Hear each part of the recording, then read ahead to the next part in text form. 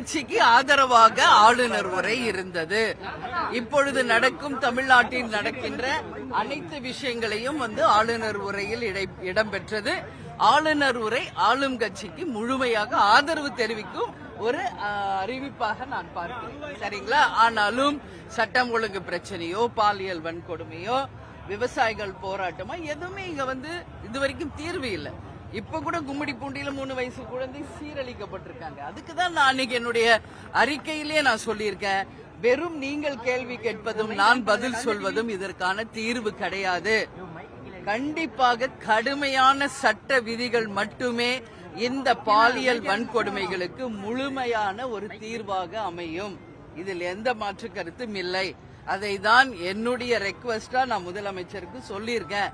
அதனால இன்னைக்கு எப்படி யூபி கவர்மெண்ட்ல பண்ணாங்களோ, எப்படி சைலேந்தர் பாபு அவர்கள் செய்தார்களோ, அது மாதிரி செய்யுங்கன்னு சொல்றேன். தப்பு கிடையாது. 3 வயசு குழந்தையும் தெய்வமும் ஒன்று நம்ம சொல்றோம். அப்ப இவங்கெல்லாம் மனிதர்கள் இல்லை, மிருகங்கள்.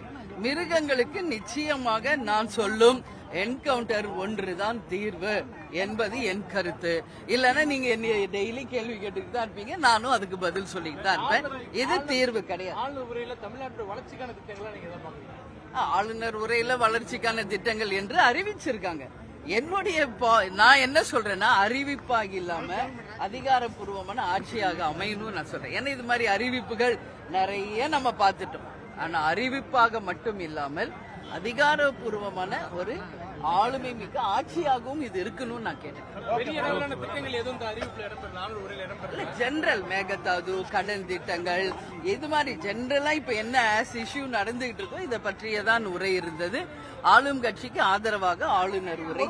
ஒரு மாசம் கவர்மெண்ட்டுக்கு 10க்கு எவ்வளவு மார்க் கொடுக்கிறது? மார்க்கா? இன்னும் டைம் இருக்கு. ஜஸ்ட் 1 மந்த் தான் முடிஞ்சிருக்கு. பாப்போம்.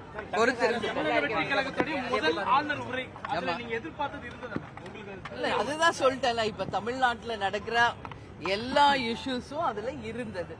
வெறும் அறிவிப்பு இன்னைக்கு அறிவிப்பாக அறிவிச்சிருக்காங்க.